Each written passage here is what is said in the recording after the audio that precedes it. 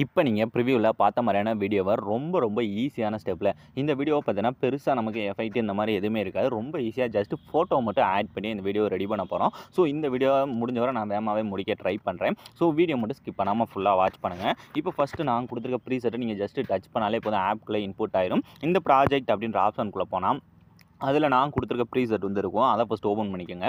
அதை நீங்கள் ஓப்பன் பண்ணதுமே இதில் இந்த மாதிரி தான் நிறைய ஃபோட்டோஸ் வந்து ஆட் பண்ணுற மாதிரி உங்களுக்கு இந்த மாதிரி தான் இருக்கும். இதில் நீங்கள் ஃபஸ்ட்டு உள்ளே வந்ததுமே 3D ஆப்ஷனை ஃபஸ்ட்டு ஆன் பண்ணிக்கோங்க.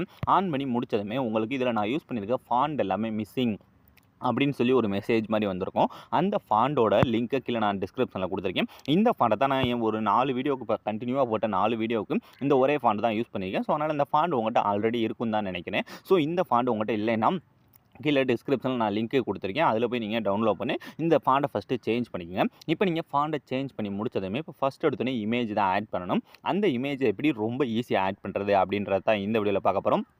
இப்போ ஃபஸ்ட்டு வீடியோட ஸ்டார்டிங் வந்துருங்க. ஸ்டார்டிங் வந்துட்டு கீழே இருக்க ப்ளஸ் ஐக்கானை டச் பண்ணுறீங்க. டச் பண்ணி இந்த மீடியாவை டச் பண்ணிட்டு இந்த இடத்துல நீங்கள் எடிட் பண்ண போகிறேன். உங்களோட இமேஜ் ஏதாவது ஒரு இமேஜ் இருக்குது பார்த்தீங்கன்னா, அதை ஃபஸ்ட்டு இந்த இடத்துல செலக்ட் பண்ணிக்கோங்க. செலக்ட் பண்ணி முடிச்சதுக்கப்புறம் இதை ஃபஸ்ட்டு வீடியோட லாஸ்ட் வர போயிட்டு லாஸ்ட் வர இந்த மாதிரி ஃபஸ்ட்டு இழுத்துக்குங்க. இழுத்ததுக்கப்புறம் இப்போ வீடியோட ஸ்டார்டிங் வந்துட்டு இதை என்ன பண்ணணும்னா அப்படியே லாங் ப்ரெஸ் பண்ணி எல்லா லேயருக்கும் கீழே லாஸ்ட்டுக்கு கொண்டு வந்துருங்க. கீழே பார்த்தீங்கன்னா இந்த இடத்துல லாஸ்ட்டில் பார்த்தீங்கன்னா சாங் இருக்கும். அந்த சாங்குக்கு மேலே கொண்டு வந்து வச்சிங்கன்னா இந்த மாதிரி அந்த பாக்ஸுக்குள்ளே போயிடும். அப்படி கொஞ்சம் வீடியோ மட்டும் மூவ் பண்ணுங்கள். மூவ் பண்ணால் இப்போ அந்த இமேஜ் டச் பண்ணி அந்த மூவ் அண்ட் ட்ரான்ஸ்ஃபார்ம் போய் அதோட சைஸ் உங்களுக்கு தேவையான அளவு கம்மி பண்ணி கரெக்டாக அந்த பாக்ஸுக்குள்ளே கொண்டு வந்து செட் பண்ணி உங்களுக்கு எந்த அளவுக்கு அந்த இமேஜை வச்சா கரெக்டாக இருக்குமோ ஸோ அந்த அளவுக்கு இந்த மாதிரி ஃபஸ்ட்டு செட் பண்ணிக்கோங்க.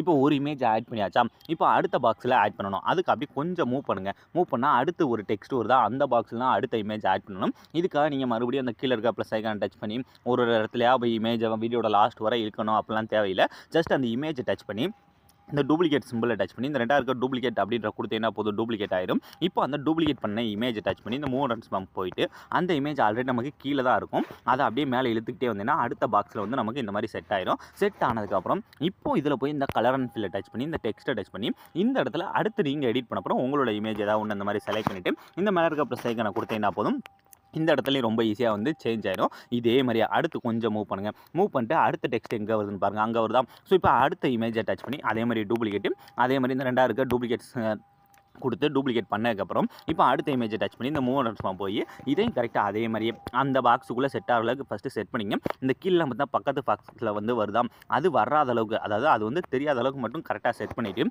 அதே மாதிரியே மூவ் ட்ரான்ஸ்ஃபார்ம் அதே மாதிரி அந்த டெக்ஸ்ட்டை டச் பண்ணிவிட்டு இதுலேயும் போய் நீங்கள் எடிட் பண்ண போகிற அடுத்த இமேஜ் செலக்ட் பண்ணி இந்த மேலே இருக்க ப்ளஸ் ஐக்கானை கொடுத்தீங்கன்னா போதும், ரொம்ப ஈஸியாக சேஞ்ச் ஆகிடும். இதே மாதிரி என்ன பண்ணுறேன்னா அப்படியே கொஞ்சம் கொஞ்சமாக மூவ் பண்ணி இருக்க எல்லாத்துலேயுமே ஜஸ்ட் அந்த இமேஜ் டச் பண்ணி இந்த டூப்ளிகேட் டச் பண்ணி இந்த ரெண்டாக இருக்க டூப்ளிகேட் லேயர்ன்ற மட்டும் கொடுத்துட்டு இப்போ இந்த இமேஜ் டச் பண்ணி மூவ் ட்ரான்ஸ்ஃபார்ம் போயிட்டு கரெக்டாக அந்த பாக்ஸுக்குள்ளே கொண்டு வந்து இந்த மாதிரி செட் பண்ணிவிட்டு இப்போ அந்த இமேஜை சேஞ்ச் பண்ண நம்ம என்ன பண்ணுவோம், இந்த கலர் அண்ட் ஃபில்லை டச் பண்ணி இந்த டெக்ஸ்ட்டை டச் பண்ணால் ஃபைல் மேனேஜர் ஓப்பன் ஆயிடும். ஓப்பன் ஆனதுமே இந்த இடத்துல எடிட் பண்ண போகிற இமேஜ் மட்டும் செலக்ட் பண்ணிட்டு இந்த மேலே இருக்க ப்ளஸ் ஐக்கானை கொடுத்தீங்கன்னா போதும், ரொம்ப ஈஸியாக சேஞ்ச் ஆகிடும். சேஞ்ச் ஆனதுக்கப்புறம் அடுத்து உங்களுக்கு தேவையான அளவு இந்த மாதிரி ஃபேஸ் வந்து கரெக்டாக அதுக்குள்ளே தெரிற அளவுக்கு மட்டும் செட் பண்ணாலே போதும். ரொம்ப ஈஸியாக நீங்கள் ப்ரிவியூவில் பார்த்த மாதிரியே வீடியோ வந்து மேக் பண்ணிடலாம். இப்போ இதே மாதிரி நீங்கள் கொஞ்சம் கொஞ்சமாக மூவ் பண்ணி இருக்க எல்லாத்துலேயுமே ஆட் பண்ணிடுவீங்க. வீடியோட லாஸ்ட் வாங்க.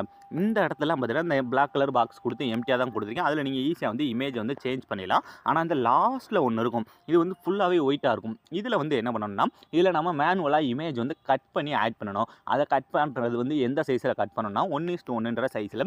இதுக்காக நீங்கள் இந்த ஆப்லாம் யூஸ் பண்ணவே தேவையில்லை. ஏன்னா நமக்கு கேலரியிலே வந்து அந்த ஆப்ஷன் வந்து இருக்கும், அந்த இமேஜ் வந்து கட் பண்ணுறது. ஸோ அதனால் அந்த இமேஜை நம்ம அதிலே வந்து கட் பண்ணி இப்போ யூஸ் பண்ண போகிறோம். ஸோ இப்போ நான் எக்ஸாம்பிளுக்கு என்ன பண்ணால் நான் ஆல்ரெடி எடிட் பண்ண வச்சுருந்தேன் அந்த இமேஜ் ஏதாவது ஒரு இமேஜ் இந்த ஃபஸ்ட்டு இந்த மாதிரி எடுத்துட்டு இந்த கீழே பார்த்தோன்னா கேலரியிலே பார்த்தீங்கன்னா நமக்கு இந்த கீழே பார்த்தீங்கன்னா எடிட் பண்ணுற மாதிரி சிம்பிள் இருக்கும். ஜஸ்ட் அதை டச் பண்ணுங்கள். டச் பண்ணால் இல்லை நமக்கு சைஸ் இருக்கும். இந்த ரெண்டாவது இடத்துல பார்த்தீங்கன்னா கிராப், ஜஸ்ட் அதை டச் பண்ணிவிட்டு இதில் வந்து பார்த்தீங்கன்னா இந்த இடத்துல 1:1 இருக்கும். ஜஸ்ட் அதை கொடுத்துட்டு உங்களுக்கு தேவையான அளவு அதை ஃபஸ்ட்டு இந்த இமேஜை கிராப் பண்ணிங்க. கிராப் பண்ணது மேலே டிக் ஆப்ஷனை டச் பண்ணிவிட்டு இந்த மேலே இருக்க சேவ் அப்படின்ற கொடுத்தீங்கன்னா போதும், ரொம்ப ஈஸியாக சேவ் ஆயிடும். சேவ் ஆனதுக்கப்புறம் இப்போ அப்படியே பேக் வந்துட்டு இந்த லாஸ்ட் இதில் இமேஜை எந்த இடத்துல கரெக்டாக ஆட் பண்ணணும்னா அப்படியே கீழே இழுத்துக்கிட்டே வாங்க. இழுத்துக்கிட்டே வந்தீங்கன்னா நமக்கு கரெக்டாக பார்த்தீங்கன்னா இந்த இடத்துல லாஸ்ட்டாக ஒரு பிஎன்ஜி மாதிரி இந்த மாதிரி ஒன்று அந்த கார் பிஎன்ஜி ஆட் பண்ணுங்கள். இதோட ஸ்டார்டிங் வந்துருங்க. இந்த இடத்துல தான் அந்த இமேஜ் ஆட் பண்ணணும். ஸோ இந்த இடத்துல வச்சுட்டு கீழே ப்ளஸ் ஐக்கானை டச் பண்ணி மீடியாவை டச் பண்ணி இப்போ நம்ம கட் பண்ணி வச்சுருக்க அந்த இமேஜை வந்து ஃபஸ்ட் இதில் ஆட் பண்ணிட்டு இதை வீடியோட லாஸ்ட் வர போய் இழுத்துக்குங்க. இழுத்ததுக்கப்புறம் இப்போ இந்த மூவ் அண்ட் ட்ரான்ஸ்ஃபார்ம் போயிட்டு அதை கரெக்டாக அந்த பாக்ஸுக்கு மேலே வந்து கொண்டு வந்து செட் பண்ணிட்டு நம்ம 3வது இருக்க ஆப்ஷனில் போய் கரெக்டாக அதோட சைஸ் வந்து நமக்கு எந்த அளவுக்கு வேணுமோ ஸோ அந்தளவுக்கு ரொம்ப ஈஸியாக வந்து செட் பண்ணி இந்த மாதிரி அந்த பேக்ரவுண்டுக்குள்ளே உங்களுக்கு தேவையான அளவு செட் பண்ணாலே போதும். ரொம்ப ஈஸியாக எல்லாத்தையுமே நம்ம பண்ணி முடிச்சாச்சு. இதுக்கடுத்து இந்த வீடியோவில் உங்களுக்கு ஏதாவது டவுட்ஸ் இருந்தால் கமெண்ட் செக்ஷனில் கமெண்ட் பண்ணுங்கள். அதே மாதிரி அடுத்து உங்களுக்கு என்ன சாங் வச்சு வீடியோ வேணும் அப்படின்றதையும் மறக்காமல் கமெண்ட் செக்ஷனில் கமெண்ட் பண்ணுங்கள். ஸோ தேங்க்ஸ் ஃபார் வாட்சிங்.